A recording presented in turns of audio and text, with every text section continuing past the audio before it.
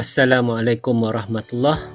Our discussion today is on the distribution of income and wealth, and the focus of the discussion is to understand how the system achieves the three goals of distribution that we have discussed earlier.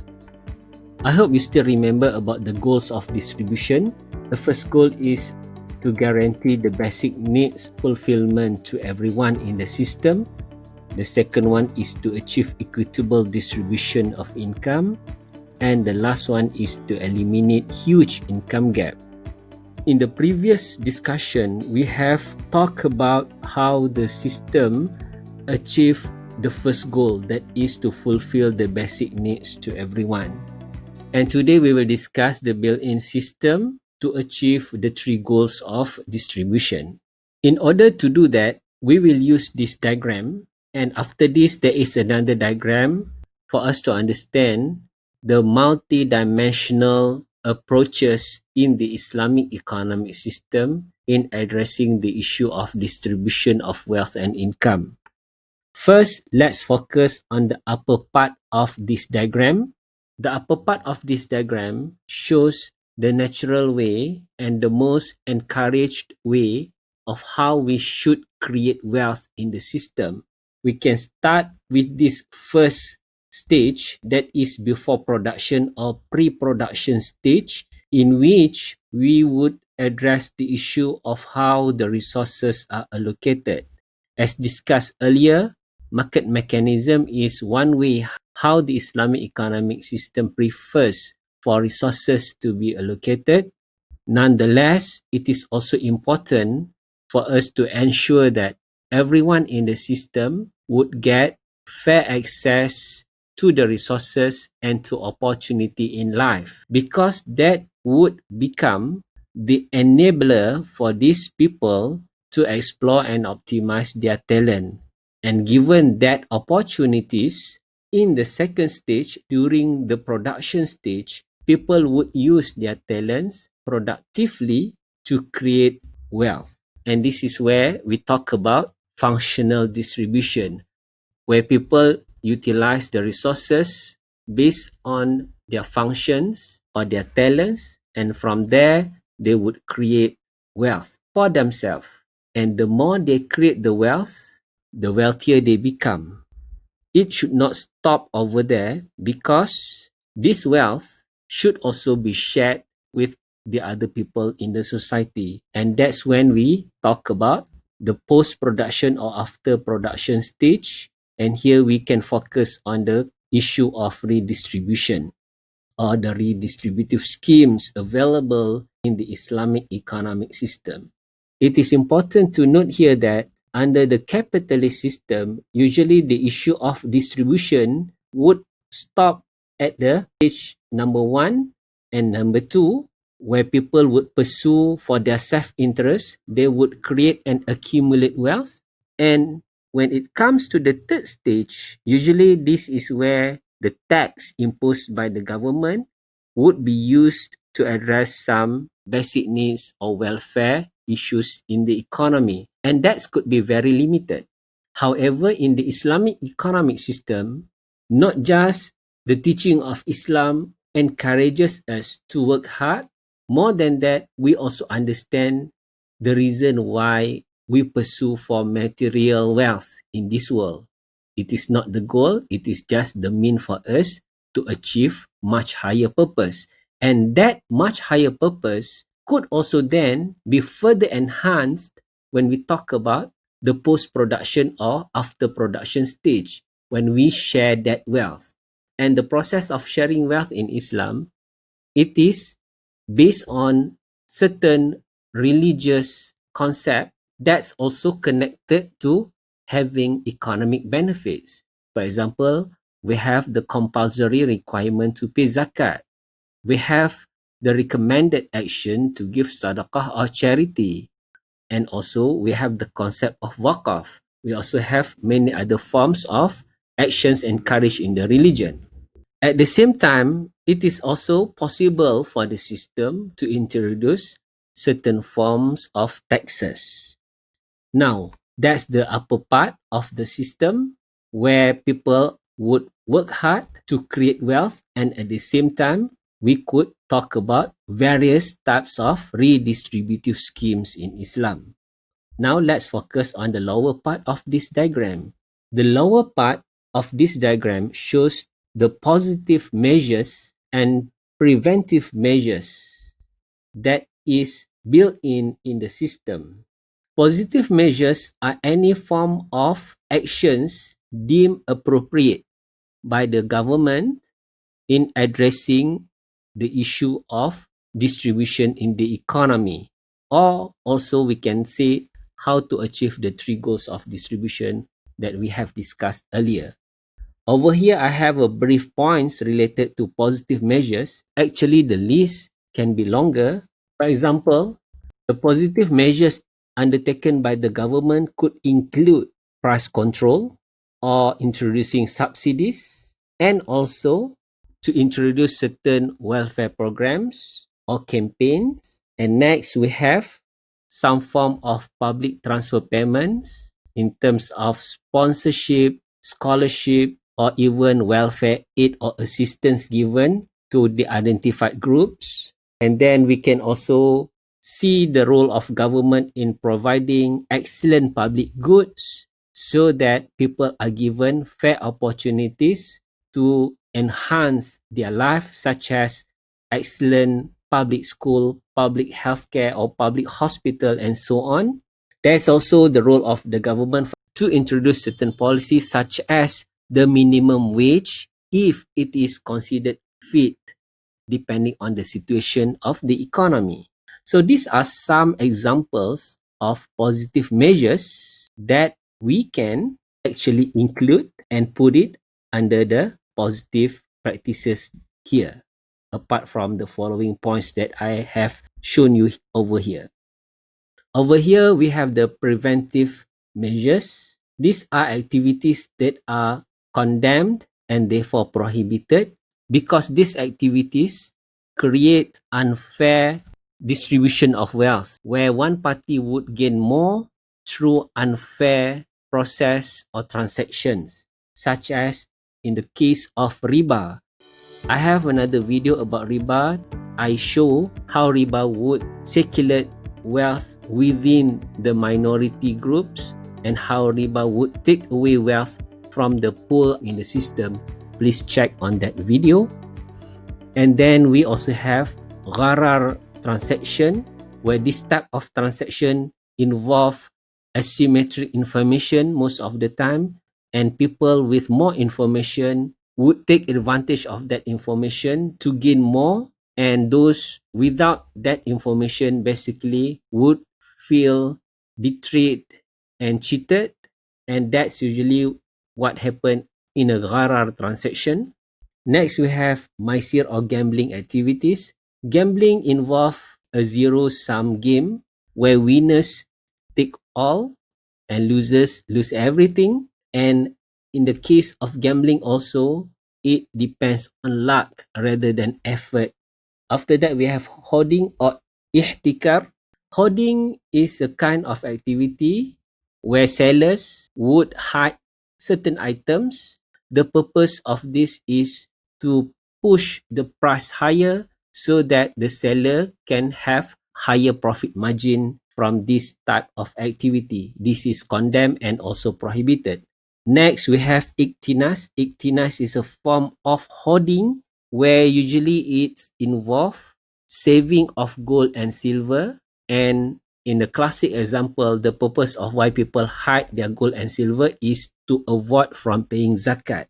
So in this type of activity, we find that the rich people, they are reluctant and they don't want to pay zakat or to give charity in order to help the needy people. So this is condemned and also prohibited.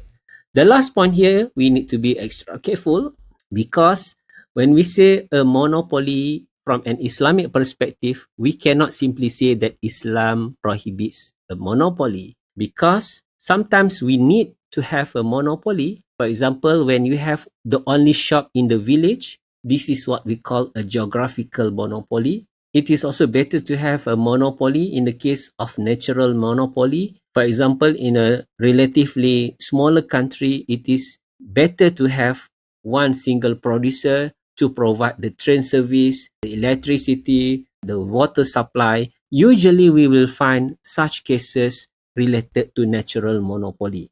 So what's the issue with a monopoly? Usually it's about the behavior of the monopoly.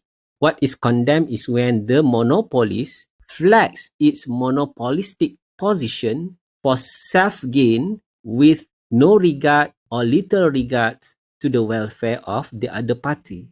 Given this advantageous position, the monopoly is not supposed to take advantage of this. The monopoly should be more responsible and kind towards addressing the welfare of the society. And therefore, we will find even in the case of country like capitalist economies, they have some form of law to prevent exploitative monopolistic behavior. For example, in the case of the antitrust law. Given this diagram, what we find that the main two approaches in the Islamic system is first to allow for the natural cause for people to create their wealth through functional distribution given by before production and during production stage. However, after that, when wealth has been created, there is the process of post-production where redistribution would take place. And at the same time, in the Islamic system, there is the process of positive measures to address identified problems, active involvement by the policymakers to look after the welfare of the people through their positive measures or activities. And at the same time, there are also preventive measures to prevent harmful activities to exist so that we don't create the problem for policymakers to solve. So now we eliminate the problems. What now we have is just the positive measures to further improve the welfare of the people. Therefore, any positive measures taken here would not be cancelled out by any of the harmful activities. So that's the beauty of the system. Over here, we have another diagram to show another dimension of how the Islamic economic system would address the issue of distribution and therefore achieves the goal of distribution. So, in addition to the earlier diagram, we also find that the Islamic system would introduce positive practices and then would prohibit and condemn exploitative practices. For each of these, we'll find that the positive practices can be divided into non-material and material aspect, and the same for exploitative practices can also be divided into non-material and material practices.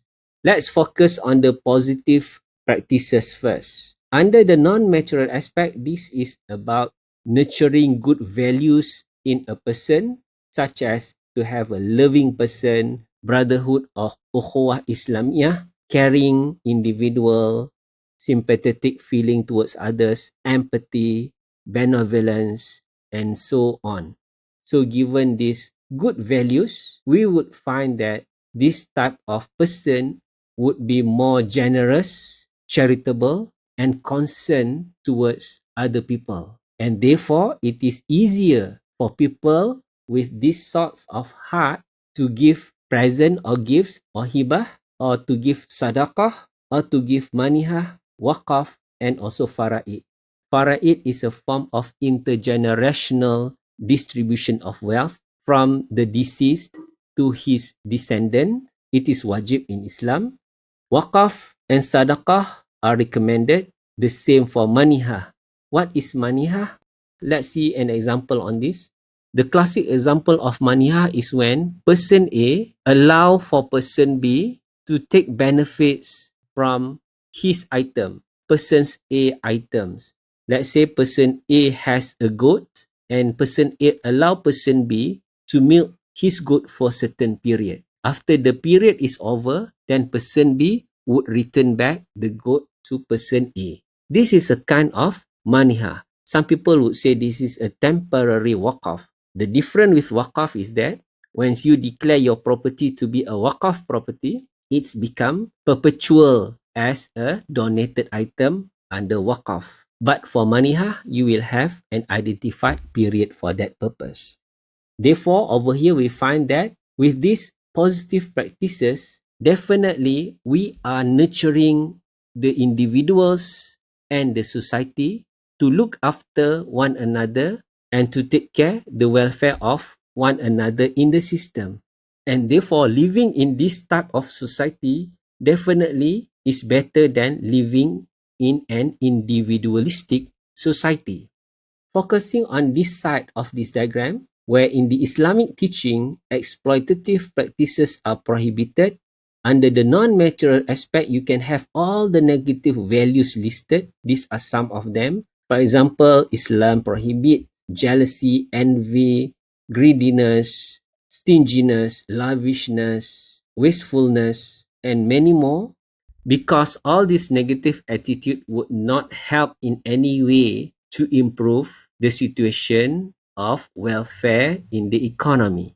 So they are condemned and must be avoided, and at the same time, Islam also would punish and provide penalties or fines towards certain wrong behavior. For example, there are many forms of penalties in Islam that would ask those who commit the crimes to pay certain amount of money or to give food to certain groups of people. You will find this, for example, in the case of blood money, when someone kills someone else, or I think you are familiar in this case where we have a form of kafarah or penalties or fine when a husband mixed with his wife during the daytime in Ramadan.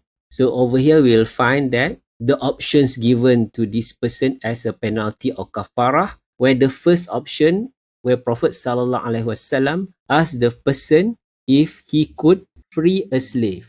Freeing a slave is one form of addressing the issue of income gap actually, because slavery is the lowest form of social category in an economy. Today we no longer have a slavery system, but before this is the way how many societies organized their life and their economic activities. And when Islam came, within about 100 years or less, slavery was abolished from the Hijaz area because of penalties such as this as one of the solutions available. And we know that Sayyidina Abu Bakr as-Siddiq freed many slaves, and the famous slave he freed was Bilal bin Rabah. Alright, going back to this hadith, then the second option as a kafarah to this misbehavior is to fast for 2 successive months. Fasting actually is a form of tarbiyah for a person to be more moderate towards the material aspect of this life. This is one wisdom of fasting, and this is more of an indirect approach. And if the person cannot do this second option, the third option for this person is to feed 60 poor people. And we find here that feeding 60 poor people is a form of charity, helping the needy, addressing their problems. And this is an example that we find many in the teaching of Islam as part of the penalties of certain crimes, but the penalties or fines would benefit other people in the society, especially in addressing their welfare need. So this is how comprehensive and unique the teaching of Islam, the Islamic economic system, in achieving the goals of distribution. Please read the materials provided for this topic. This is the last discussion for this topic.